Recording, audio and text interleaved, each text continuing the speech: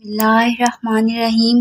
السلام علیکم ناظرین، آپ سب کو ہمارے یوٹیوب چینل پر خوش آمدید۔ میری ساس میرے سامنے بیٹھی اپنے ہاتھوں سے کھانا کھلا رہی تھی۔ ہر روز کی طرح آج بھی کھانا کھاتے ہی مجھ پر شدید قسم کی غنودگی طاری ہو گئی تھی۔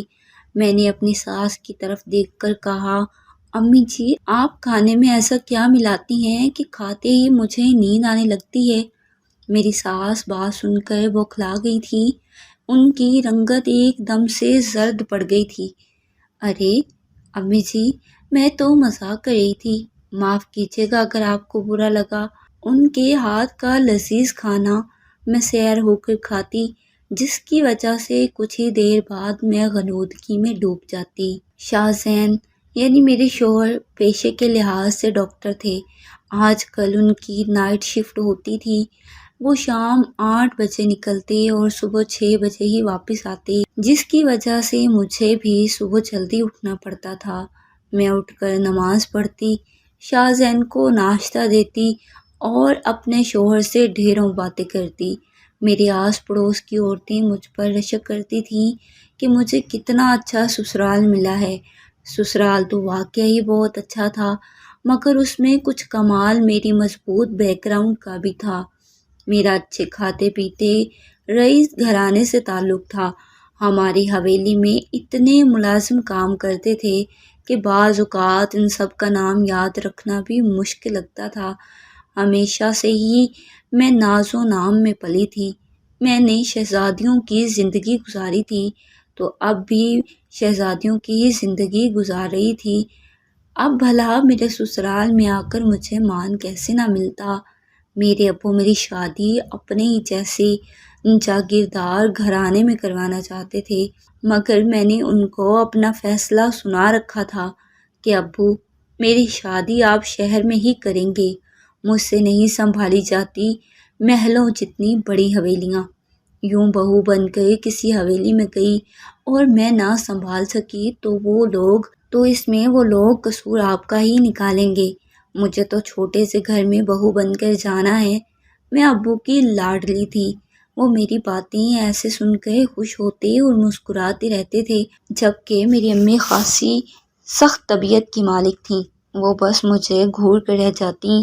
میرے ابو کو بھی پتا تھا کہ مجھ جیسی نازک لڑکیاں کسی حویلی کو نہیں سنبھال پائیں گی، تبھی تو انہوں نے میری ضد کے آگے ہار مان لی تھی۔ انہوں نے میرا رشتہ ایک نہایت امیر خاندان میں کر دیا تھا۔ وہ لوگ لاہور شہر میں رہتے تھے۔ یہ رشتہ خاصا مناسب تھا۔ اس میں ابو کی مرضی بھی شامل تھی، کیونکہ وہ لوگ بہت بڑے صنعت کار تھے، اور میری بھی رضا شامل تھی کیونکہ وہ لاہور میں رہتے تھے۔ ہم دونوں باپ بیٹی کی تمام شرائط اس رشتے پر پوری ہوتی تھیں، لیکن ابو نے اس رشتے سے انکار کر دیا تھا۔ وجہ یہ تھی کہ وہ لڑکا یتیم تھا، جبکہ اس کی ماں ہسپتال میں داخل زندگی اور موت کی کشمکش میں مبتلا تھی۔ لڑکا اپنی آنٹی کے ساتھ رشتہ لینے خود آیا تھا۔ ابو شدید بدمزہ ہوئے تھے کہ یہ کیسی حرکت ہے، لڑکا خود ہی رشتہ لے کر گھر سے نکل پڑا۔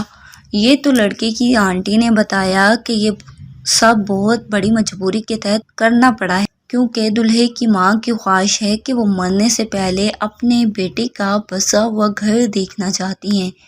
پھر میں نے بھی ضد کی تھی۔ میری ضد کے آگے ابو نے ہار مان لی اور ہماری شادی ہو گئی۔ ہماری شادی تک آنٹی بھی بہتر ہو گئی تھیں اور وہ بھی شادی میں شریک ہوئی تھیں، لیکن ان کا ظاہری حلیہ دیکھ کر میں تو شدید خوف زدہ ہو گئی تھی۔ انہوں نے سر سے پاؤں تک خود کو ڈھانپ رکھا تھا۔ اتنا سخت پردہ تو میری امی جاگیردارنی ہو کر بھی نہیں کرتی تھی۔ مجھے لگا کہ میں بری طرح پھنس گئی ہوں۔ اب میرے سارے اندازے غلط ثابت ہوئے۔ مجھ پر کچھ بھی مسلط نہیں کیا گیا تھا، بلکہ یہاں میں اپنی مرضی کی مالک تھی۔ میرا جو جی چاہتا میں وہی کرتی، اور اس کے لیے مجھے کسی کے آگے جواب دہ نہیں ہونا پڑتا تھا۔ میں اگر یہ کہتی کہ شاہ زین سے شادی کرنا میری زندگی کا بہترین فیصلہ تھا تو یہ ہرگز غلط نہ ہوگا۔ شاہ زین بھی نہایت اچھے انسان تھے۔ ہماری خوب بنتی تھی۔ میری آرام کا وہ ہر طرح سے خیال رکھتے تھے۔ ہم اکثر سیر و تفریح کے لیے بھی گھر سے نکلتے تھے۔ میری ازدواجی زندگی بہت اچھی گزر رہی تھی۔ دوپہر کو تقریباً 2 بجے میری آنکھ کھلی تو میں کمرے سے باہر آ گئی۔ شاہزین ابھی سو رہے تھے۔ باہر آئی تو امی جی نماز پڑھ رہی تھیں۔ میں نے وضو کر کے نماز پڑھی، پھر وہ شام کے کھانے کی سبزی کاٹنے لگی تو میں بھی ان کے پاس آ کر بیٹھ گئی۔ امی بھی ساری رات عبادت میں گزارتی تھیں۔ صبح فجر کی نماز پڑھ کر ہی سوتی تھیں، پھر وہ ظہر کی نماز کے لیے اٹھتی اور گھر کے کام کاج کرتی رہتی۔ میں نے ان کو مٹر چھیلتے ہوئے دیکھا تو بولی، امی جی آخر کام والی رکھنے میں کیا حرج ہے؟ اللہ نے ہر چیز کی ریل پیل کر رکھی ہے ہم پر، کام والی رکھ لیں گے تو آپ کو آسانی ہو جائے گی۔ یوں تو سارا دن کام کرتے کرتے آپ تھک جائیں گی، پھر ساری رات آپ نے عبادت بھی تو کرنی ہوتی ہے۔ وہ مسکرا دی اور بولی، علینا بیٹا مجھ جیسی عورتیں کام کرتے ہوئے کہاں جھلکتی ہیں؟ ہاں البتہ کام نہ کروں تو تھکاوٹ سی ہونے لگتی ہے۔ میں ان کی باتیں سن کر حیران ہوئی تھی۔ امی جی آپ جیسی عورت سے کیا مراد ہے؟ تو وہ ہنس دیں، بیٹا مجھ جیسی عورت سے مراد بلند ہمت والی مضبوط عورت ہے۔ مجھ جیسی عورتیں کام کرتے ہوئے نہیں ملتی۔ تمہیں معلوم ہے کیا، میں ایک حویلی میں ملازمہ تھی۔ جتنی بڑی تمہاری حویلی ہے نا، اتنی ہی بڑی حویلی میں میں کام کرتی تھی۔ ساری حویلی کی صفائی کی ذمہ داری مجھ پر اور ایک اور ملازمہ پر تھی۔ ہم سارا دن کام کرتی، صرف رات کو ہی آرام نصیب ہوتا تھا۔ میں اپنی زندگی میں اتنا کام کر چکی ہوں کہ اب آرام لفظ سے ہی کفت ہوتی ہے۔ میں ششت سے کھڑی ان کا منہ تکتی رہ گئی۔ امی جی پھر یہ گھر، یہ کاروبار؟ بیٹا یہ سب تو شاہزین کے والد کا ہے۔ انہوں نے کام والی سے شادی کر کے اس کو اپنے گھر کی مہارانی بنا لیا تھا۔ میں ان کو بس دیکھتی رہ گئی۔ مجھے ایک دم سے ان سے بیزاری ہونے لگی تھی۔ ایک کام کرنے والی کے ساتھ بیٹھنا میرا شایان شان کہاں تھا۔ شام میں شاہزین کو کھانا کھلا کر رخصت کیا تو امی بھی میرا کھانا ٹرے میں سجائے میرے کمرے میں لے آئی تھیں۔ انہوں نے مجھے اپنے ہاتھوں سے کھانا کھلانے کی کوشش کی تو مجھے ان سے عجیب سی کراہت محسوس ہوئی تھی۔ مجھ جیسی شہزادیاں ایسے انسان کو انسان کہاں سمجھتی ہیں؟ میں نے اپنے دل کو سمجھانے کی بہت کوشش کی تھی۔ امی جی اتنی نمازی پرہیزی ہیں، پاک باز عورت ہیں، کیا ہوا جو انہوں نے کسی کے گھر کا کام کیا تھا؟ اب تو خود وہ مالکن ہے ہر چیز کی۔ مگر میرا دل نہ مانا۔ میں نے امی جی سے کہا کہ وہ کھانا یہاں رکھ دیں، میں بعد میں کھا لوں گی، فی الحال بھوک نہیں ہے۔ لیکن وہ میری بات سن کر قدرے پریشان ہو گئی تھیں۔ انہوں نے بہت زیادہ اصرار کیا، ہر طرح سے کوشش کی کہ کسی نہ کسی طرح سے میں کھانا کھا لوں، مگر میں نہ مانی۔ وہ بہت فکر مند سی ہو گئی تھیں۔ یوں ہی اٹھ کر وہ باہر چلی گئیں۔ میں نے اٹھ کر بسکٹ وغیرہ کھا لیے اور ہر روز کی طرح سونے کے لیے لیٹ گئی۔ لیکن آج میری نیند آنکھوں سے کوسوں دور تھی۔ پہلے تو میں 9 بجے سو جایا کرتی تھی، اب 11 بج چکے تھے اور میں کروٹ پر کروٹ بدلتی رہ گئی تھی۔ مجھے شک ہوا کہ شاید کھانا نہ کھانے کی وجہ سے ہی مجھے نیند نہیں آ رہی۔ میں نے صبح شاہزین کے لیے اٹھنا بھی ہوتا ہے تو میں چاہتی تھی کہ اب بس سو جاؤں۔ میں نے کھانا چیک کیا تو وہ ٹھنڈا ہو چکا تھا۔ میں کھانا گرم کرنے کی غرض سے کچن کی طرف بڑھ رہی تھی، اچانک مجھے کسی مرد کے بولنے کی آواز سنائی دی۔ میں ایک دم سے گھبرا گئی تھی، کہیں چور تو نہیں آ گئے۔ میں نے کھانا کچن میں رکھا اور خود امی جی کے کمرے میں اور پھر خود امی جی کے کمرے کی جانب بڑھنے لگی۔ جب میں گھر کے پچھلی طرف بڑھنے لگی، مجھے شروع سے ہی چوروں سے ڈر لگتا تھا۔ پچھلے حصے کی جانب سے امی کی بھی آوازیں آنے لگیں۔ میں نے اپنے قدموں کا رخ اس کی جانب موڑا۔ میں اس جانب بڑھ ہی رہی تھی کہ میرا پاؤں اچانک سے گملے میں لگ گیا۔ گملہ نیچے گرا تو اچانک کسی کے کودنے کی آواز آئی۔ میرے تو سان ہی خطا ہو گئے تھے۔ میں دبے قدموں سے بھاگتی ہوئی اپنے کمرے کی طرف آ گئی۔ میں نے کمرے کو اچھی طرح لاک کیا اور خود کو بیڈ پر گرا لیا تھا۔ چند ہی لمحے گزرے ہوں گے جب کسی نے میرے کمرے کا دروازہ کھولنے کی کوشش کی تھی۔ میں شدید خوفزدہ ہو چکی تھی۔ کچھ ہی دیر بعد یہ کوشش بند ہوئی تو میں نے سکھ کا سانس لیا۔ میں اپنے بستر پر لیٹی کروٹ پر کروٹ بدلتی رہ گئی تھی۔ مجھے نہیں معلوم کب میری آنکھ لگ گئی تھی۔ صبح جب شاہزین آئے تو وہ میرا سرخ چہرہ دیکھ کر پریشان ہو گئے تھے کہ آخر مجھے کیا ہوا ہے۔ میں نے ان کو کھانے کا اصرار کیا۔ انہوں نے کھانا کھا لیا مگر میں نے آج بھی کھانا نہیں کھایا تھا۔ پھر میں سونے کا ناٹک کرنے لگی۔ میری ساس کمرے میں آئیں، مجھے سوتا پا کر باہر چلی گئیں۔ ٹھیک 1 گھنٹے بعد میں ان کے پیچھے نکل پڑی۔ گھر کے پچھلی جانب قدم بڑھاتے ہوئے میرا دل خوف سے کانپ اٹھا تھا، مگر پھر بھی میں آگے بڑھتی رہی۔ اچانک میرے قدم مردانہ آواز نے جکڑ لیے تھے۔ ہاں نا مہرونسا، سارا دن کام میں دل نہیں لگتا۔ میں سوچتا ہوں کب رات ہوگی، کب میں تم سے ملوں گا۔ امی بھی ہنس پڑی تھیں۔ میرے قدموں تلے سے زمین ہی نکل گئی تھی۔ او میرے خدایا، میری ساس کیا بنتی تھی اور کیا نکلی۔ وہ تو کہتی تھی میں ساری رات عبادت کرتی ہوں اور یہاں ایک مرد کے ساتھ ہنس کر باتیں کر رہی تھی۔ میں دبے قدموں اپنے کمرے میں واپس چلی گئی تھی۔ اگلے دن میں نے خود کو پرسکون ظاہر کیا تھا۔ میں امی جی کے پاس جا کر بیٹھی، ان کو کریدنے کی کوشش کرنے لگی تھی۔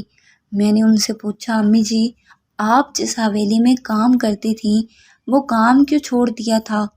ان کے چہرے پر تلخی چھا گئی تھی۔ مجھے ان سے ایسے جواب کی توقع نہیں تھی۔ وہ بولیں، بیٹا یہ بڑے لوگ جتنے بڑے نظر آتے ہیں اندر سے اتنے ہی چھوٹے ہوتے ہیں۔ میں جس گھر میں کام کرتی تھی وہاں کے مالک کی مجھ پر نیت خراب ہو گئی تھی۔ وہ مجھے اپنے نکاح میں رکھنا چاہتا تھا۔ وہ چاہتے تھے کہ میں گھر میں سب کی نظروں کے سامنے ملازمہ ہی رہوں، مگر چھپ کر نکاح کر کے ان کی ازدواجی ضرورتیں پوری کرتی رہوں۔ میں نے یہ سب کرنے سے انکار کر دیا تھا، مگر انہوں نے مجھ غریب کی کہاں سنی۔ وہ خود 40 سال کے مرد تھے جبکہ میں 20 سال کی مظلوم لڑکی۔ انہوں نے مجھ سے زبردستی نکاح کر لیا۔ کچھ ہی عرصے میں جب ان کا مجھ سے دل بھر گیا تو ان لوگوں نے مجھ پر بد چلنی کا الزام لگا دیا۔ اپنی بیوی کے سامنے وہ رونے لگے۔ میں نے ان کے ساتھ غلط رشتہ قائم کرنے کی کوشش کی تھی۔ انہوں نے ایسا ہی بتایا۔ مالکن نے میری ایک نہ سنی اور مجھے چٹیا سے پکڑ کر گھر سے باہر نکال پھینکا۔ میں روتی رہی، ان کے سامنے گڑ گڑاتی رہی، مگر انہوں نے سب ملازمین کے سامنے میری بہت تذلیل کی تھی۔ میرا بہت کچھ قیمتی سامان بھی اس حویلی میں رہ گیا تھا۔ میں نے ان لوگوں کے پاؤں تک پکڑ لیے تھے کہ وہ مجھے میرا سامان لینے دیں، مگر انہوں نے میری نہ سنی۔ امی جی کی آنکھوں سے بے شمار آنسو بہہ رہے تھے۔ ماضی کا غم اور کچھ کھو دینے کا ملال ان کے جھریوں زدہ چہرے سے صاف نظر آ رہا تھا۔ آنسو تھے کہ تھما ہی نہیں رہے تھے۔ میں نے ان کو گلے لگا کر تسلی دی تو وہ چینخ چینخ کر رونے لگی تھیں۔ آج میرے زخمی دل کو قرار مل گیا ہے۔ آج میرا دکھ سمجھنے والی بیٹی میرے پاس ہے۔ مجھے ان کی حالت دیکھ کر صاف لگ رہا تھا کہ وہ مظلوم ہیں، لیکن میرا دماغ مجھے رات والے مناظر دکھا رہا تھا۔ پھر امی جی بولیں، جب اس گھر میں ذلیل و رسوا کر کے میں نکالی گئی، جب میرے پاس رہنے کو کوئی ٹھکانہ بھی نہیں تھا، زمانے بھر کے گدھ نما مرد میرا ماس نوچنے کو تیار تھے، تب مجھے شاہزین کے والد سکندر صاحب نے اپنی عزت بنا کر مجھے اپنے گھر میں پناہ دی تھی۔ میں آج تک ان کی مقروض ہوں۔ میرا دل اٹھتے بیٹھتے ان کے لیے دعا کرتا ہے۔ علینا، تم ہی بتاؤ کیا میں بدکردار تھی جو میرے ساتھ یہ سب ہوا؟ میرا دل تو چاہا کہ کہہ دوں کہ مجھے آپ کے کسی ایک لفظ پر بھی یقین نہیں آیا۔ میں مانتی ہوں آپ کا چہرہ آپ کی صداقت پر مہر لگا رہا ہے، لیکن جو عورت اپنے بڑھاپے میں رات گئے صحن کے پچھلے حصے میں کسی مرد سے مل سکتی ہے، وہ اپنی جوانی میں کیا کچھ نہیں کر سکتی۔ میں کچھ کہے بنا ان کو تسلی دینے کے لیے ان کے کندھے پر ہاتھ رکھا اور پھر اپنے کمرے کی جانب بڑھ گئی۔ کچھ دن تو میں صبر کرتی رہی۔ ہر رات امی جی کی جاسوسی کرتی رہی مگر وہ اپنے فعل سے باز نہ آئیں۔ وہ اسی مرد کے ساتھ ملتی رہیں۔ آخر کار میری ہمت جواب دی گئی تھی۔ میں نے شاہ زین کو صاف صاف بتا دیا تھا کہ تمہاری امی بد کردار ہیں۔ وہ رات گئے صحن کے پچھلے حصے میں کسی مرد سے ملتی ہیں۔ شاہ زین میری بات بڑے پرسکون انداز میں سنتے رہے۔ میری بات کے اختتام پر بولے، اپنا سامان پیک کرو، اور مجھے گھسیٹتے ہوئے باہر لے گئے تھے۔ امی جی یہ سب دیکھ کر حیران و پریشان رہ گئی تھیں۔ جلدی سے آگے بڑھ کر بولیں، یہ تم کیا کرنے جا رہے ہو شاہ زین؟ شاہ زین بڑی سہولت سے بولے، امی جی علینا کا ماننا ہے کہ آپ رات کو سب سے چھپ کر غیر مردوں سے ملتی ہیں۔ آپ بد کردار ہیں، اس لیے میں اسے صاحب کردار لوگوں کے پاس چھوڑنے جا رہا ہوں۔ وہ جلد ہی بولیں، شاہ زین تم پوچھو گے نہیں میں کس مرد سے ملتی رہی ہوں؟ وہ نفی میں سر ہلا کر مجھے گھسیٹتے ہوئے گھر سے باہر لے گئے تھے۔ گاڑی میں بٹھا کر وہ مجھے میری حویلی کے دروازے پر چھوڑ کر باہر سے ہی چلے گئے تھے۔ میں لٹی پٹی اپنے گھر پہنچی تو میرے والدین کا برا حال ہو گیا تھا۔ میں نے ان کو پورا ماجرا سنا ڈالا اور خود کو اپنے کمرے میں قید کر لیا تھا۔ میں نے اپنے آپ کو غم لگا لیا تھا۔ میں سارا دن روتی رہتی، ساری رات کروٹیں بدلتی رہتی تھی۔ میں نے خود کو کئی بار کٹہرے میں کھڑا کیا تھا۔ آخر مجھ سے غلطی کہاں ہوئی تھی؟ میں نے شاہ زین کو سچ بتا کر بہت بڑا گناہ کر دیا تھا، جس کی وجہ سے مجھے اتنی بڑی سزا ملی تھی۔ مجھے شاہ زین سے بہت محبت تھی، اس کی دوری میں برداشت نہ کر پاتی تھی۔ میں اس کو یاد کر کر کے تڑپتی رہتی، جب کہ میرے ابو میری حالت دیکھ کر تڑپتے، ماما مجھے حوصلہ دیتی تو میں پھوٹ پھوٹ کر روتی۔ ان دنوں میری طبیعت بھی شدید خراب رہنے لگی تھی۔ مجھے ڈاکٹر کے پاس لے جایا گیا تو ڈاکٹر نے خوشخبری سنائی، ابو اب مزید پریشان رہنے لگے۔ ایک دن ابو نے اپنا سارا عزت و وقار بھلا کر شاہ زین کو کال کی تھی۔ اس نے ابو کے ساتھ بات کرنے سے انکار کر دیا تھا۔ اب ابو کو غصہ آیا۔ میں فکر مند تھی کہ کہیں بچہ ہو جانے کے بعد شاہ زین مجھ سے اسے چھین نہ لے اور یہ نہ ہو کہ وہ مجھے طلاق بھی دے دے۔ میں نے یہ غم دل کو لگا لیا تھا۔ میں سوکھ سوکھ کر کانٹا ہو گئی تھی۔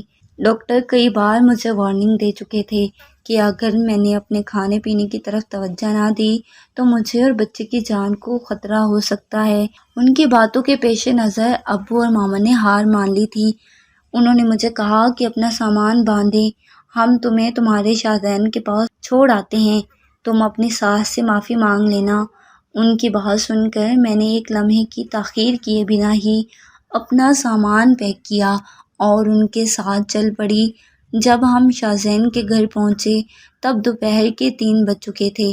شاہ زین، امی جی اور ایک آدمی لاؤنج میں بیٹھے شام کی چائے سے لطف اندوز ہو رہے تھے۔ میں نے غور کیا تو وہ وہی آدمی تھے جن کے ساتھ امی جی رات کو چھپ چھپ کر ملا کرتی تھیں۔ میں نے ابو جی کی جانب دیکھا تو وہ ششے سے کھڑے تھے۔ تب تک شاہ زین اور گھر والے بھی ہمیں دیکھ چکے تھے۔ میری ساس آگے بڑھی اور کہکے لگا کر ملنے لگی تھی۔ اپنی جیت کی خوشی ان کے چہرے سے صاف واضح تھی۔ ابو آگے بڑھے اور کانپتی ہوئی آواز میں بولے، مہرونسا تم یہاں؟ ابو کی آواز میں دکھ کا سمندر ڈھاڈے مار رہا تھا۔ میری ساس بڑی نفرت سے بولی تھیں، جاگیردار صاحب تم کیا سمجھتے تھے کہ اللہ نے تمہیں ڈھیل دے رکھی ہے تو وہ تمہاری رسی کبھی نہیں کھینچے گا؟ جیت ہمیشہ تمہارا مقدر ہی ہوگی۔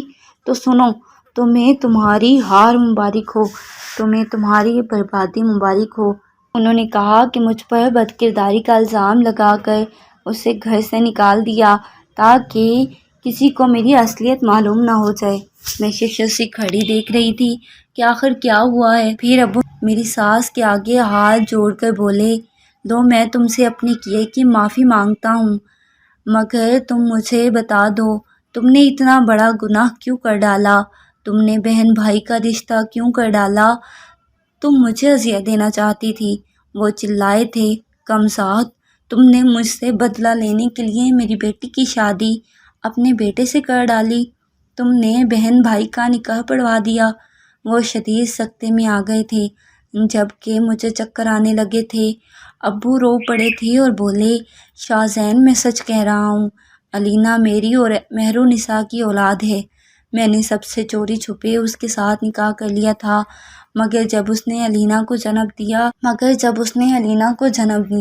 تب میں نے انہیں گھر سے نکال دیا۔ مگر تم اس کھیل میں اتنی آگے بڑھ گئی تھی کہ تم نے اپنی اولاد کے بارے میں بھی نہیں سوچا۔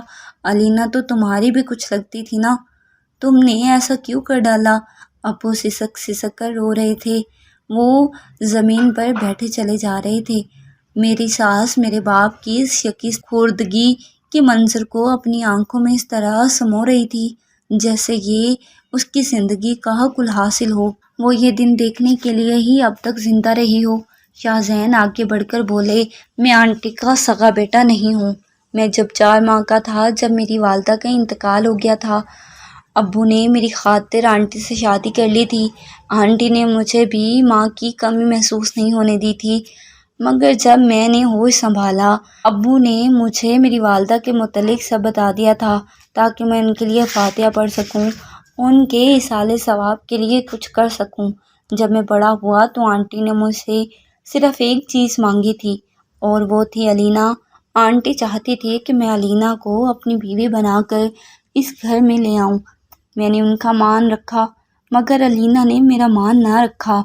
اس کی ہمت کیسے ہوئی؟ اس نے میری ماں کے خلاف مجھ سے بات کی، لیکن اچھا ہی ہو گیا۔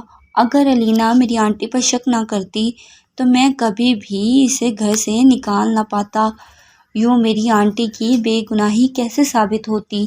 اب تو آپ کو پتہ چل ہی گیا ہوگا نا کہ قصوروار میری ماں تھی یا تمہارا باپ۔ ساری بات کے اختتام پر شاہ زین نے طنزیہ نظروں سے میری جانب دیکھا تھا۔ ابو شاہ زین کے والد کی طرف دیکھ کر بولے، مگر پھر ان کی موت کی جھوٹی خبر مجھے کیوں دی گئی تھی؟ اب کی بار شاہ زین کے ابو بولے تھے، کیونکہ جاگیردار صاحب، کیونکہ جب آپ کو میرا علم ہوتا، میرے نام سے رشتے کے لیے جانچ پڑتال کرواتے تو آپ کے علم میں آ جاتا کہ آپ کی ڈسی ہوئی مہرالنساء میرے گھر کی ملکہ ہے، تو کیا آپ ان دونوں ماں بیٹی کو ملنے دیتے؟ بس ہم نے سوچ رکھا تھا جب تک آپ مرو گے تب تک مہرالنساء اور علینا کی آپس میں گہری دوستی ہو جائے گی، تو مہرو خود ہی سب کچھ بتا دے گی۔ تب تک میں ایک قریبی ہوٹل میں رہائش پذیر رہوں گا اور صرف رات کو اپنی بیٹی سو جانے کے بعد ہی گھر آیا کروں گا۔ قسمت میں کچھ یوں ہی ہونا لکھا تھا شاید۔ اب ساری بات کھل کر میرے سامنے آ گئی تھی۔ میں بھاگ کر اپنی ساس کے گلے لگ گئی تھی۔ ہم دونوں ماں بیٹی ایک دوسرے کو پا کر بڑی خوش تھیں۔ شاہ زین آگے بڑھے اور بولے، علینا، میں یا تمہارا یہ باپ، کسی ایک کو چن لو۔ میں نے سوچنے کے لیے ایک لمحہ بھی نہیں لیا تھا اور بولی، شاہ زین، میں آپ کو چنتی ہوں۔ مجھے ایسے باپ کی ہرگز ضرورت نہیں جو ساری زندگی عورتوں کی عزتیں اچھالتا رہا ہو۔ ابو میرے سامنے آ کر گڑ گڑانے لگے، ہاتھ جوڑ جوڑ کر معافی مانگنے لگے تھے۔ وہ کہتے تھے کہ وہ میرے بغیر مر جائیں گے، مگر مجھے ان پر رحم نہیں آیا۔ میں نے انہیں اپنے گھر سے نکال دیا تھا۔ میں جانتی تھی کہ ابو کی جان مجھ میں ہے، میری دوری ہی ان کی سزا کے لیے کافی ہوگی۔ میرے باپ جیسے اسرور سوکھ رکھنے والے آدمی کو کوئی جیل سزا نہیں دے سکتی، مگر میری جدائی ان کے لیے ہر سزا سے بڑھ کر تھی۔ اب آپ ہی بتائیں، کیا میں نے درست کیا؟ ایسا مرد اسی چیز کا مستحق تھا کہ وہ ساری زندگی اپنی بیٹی کے لیے روتا رہے، جیسے اس نے دوسروں کی بیٹی کو رلایا تھا۔